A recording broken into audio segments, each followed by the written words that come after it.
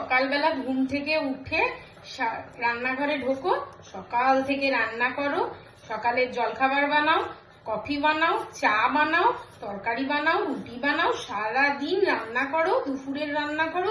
একটু শান্তি নেই, একটু শান্তি নেই জীবনে যে একটু বসবো না, সেসব শান্তি নেই। সারাদিন এই রান্নাঘরে কেটে যায়। হ্যাঁ বলো। ওই যে বাজারে পাঠিয়েছিলে, বাজার সব করা হয়ে গেছে, আর এই যে টাকাটা ফিরেছে। ওই যে বাজার করে এই টাকাটা ফিরেছে। ও আচ্ছা। ও আর কি বলছিলে? কিছু না, বললাম যে সবসময় কি একই রান্না খেতে ভালো লাগে, তাহলে একটুখানি আলু তরকারি আর লুচি করছি, খাবে তো? আচ্ছা ঠিক আছে, ঠিক আছে ঠিক আছে। কি গো, বসে বসে ফোন ঘাটছো? দেখো বিছানার অবস্থা, জল খেয়েছো, জলের বোতলটা রান্নাঘরে রেখে আসুনি বা ফ্রিজে ঢুকিয়ে আসুনি, এইখানেই ফেলে রেখেছো। জামা কাপড়গুলো তো একটু ভাঁজ করতে পারো বলো।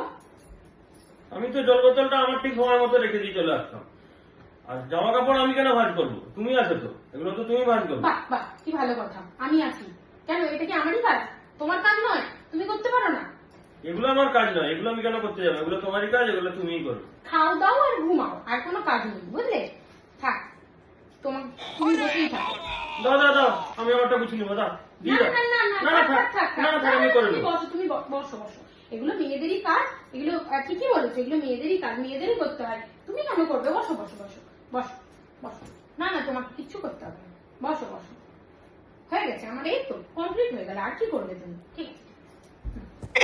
ये भगवान क्या जुलुम है।